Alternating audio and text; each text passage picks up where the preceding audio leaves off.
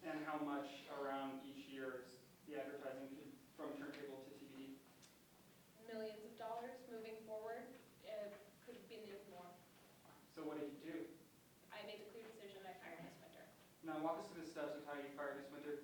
Who did you tell about this?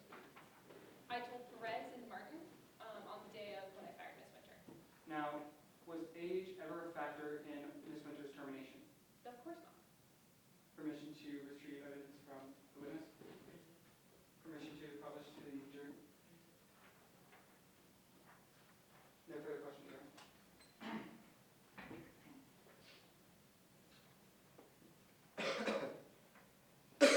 Cross, Your Honor.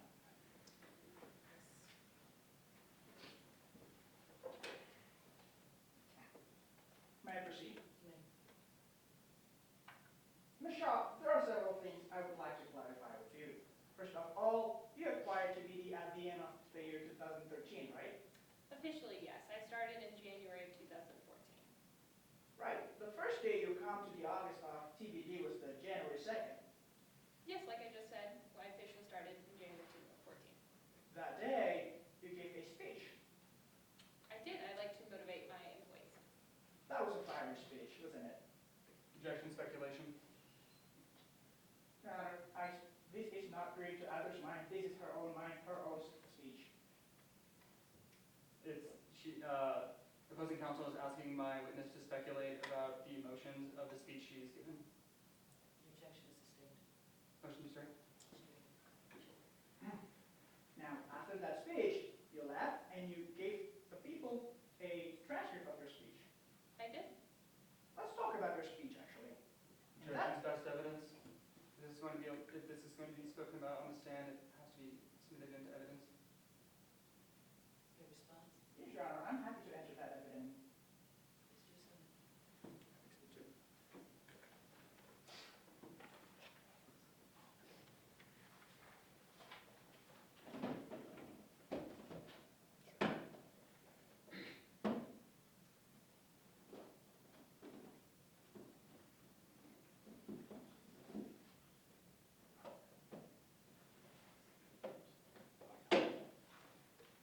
Permission to approach the witness with the document, which is Exhibit 2.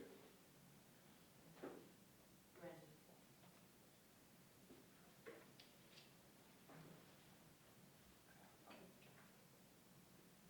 Now, Ms. Shaw, what did I just send to you?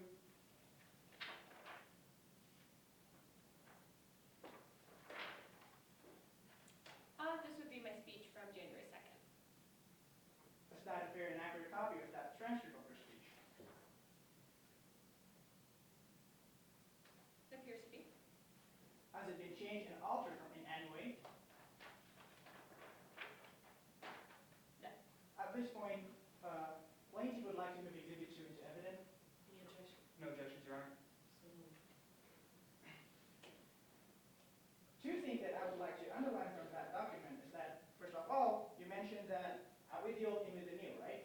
Objection, needlessly cumulative. This has already been covered in Riley Winter's direct. Sustained. Second fact, now, after that, you also mentioned from that day on, Francis Leo will stop working. Objection, relevance. No response? Your Honor, this is talking about other writers, writers that used to work at TBD, older writers that used to work at TBD and was fired when she arrived. Now, this is not to show that the reason for firing Ms. Winter is age. This is to show that the workplace at TBD is a workplace that incites discrimination, which is relevant for today's case. Am I correct, you asked specifically about Frances Leo? Yes, Your Honor. Your response? Francis Leo is, first of all, the editor and not a writer at TBD, and her firing decision is out of the context and out of the scope of the case of Riley Winter. Any further response? Yes, Your Honor. This is to show that after firing, may I make an offer of proof, Your Honor? Absolutely. This line of questioning is to show that firing an older editor and replacing her with a younger editor, now that which has only different in their age, now that is to show that TBD is indeed a company that incites an age discrimination in their workplace. Any response? My response is that Ms. Shaw is not aware of, there has been been no foundation laid that Michelle is aware of Francis Leo's age at the time, and also the fact that in her buying of TBD, Francis Leo is part of the old leadership which has run TBD into the ground.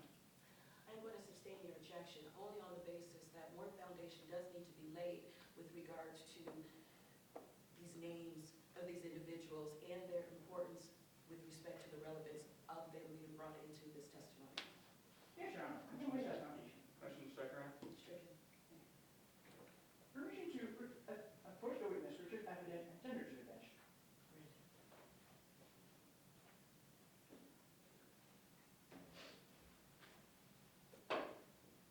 When you first arrived at TBD, the editor-in-chief was Francis Leo, right? Yes? You have never met Francis Leo. No, I've never met Francis Leo.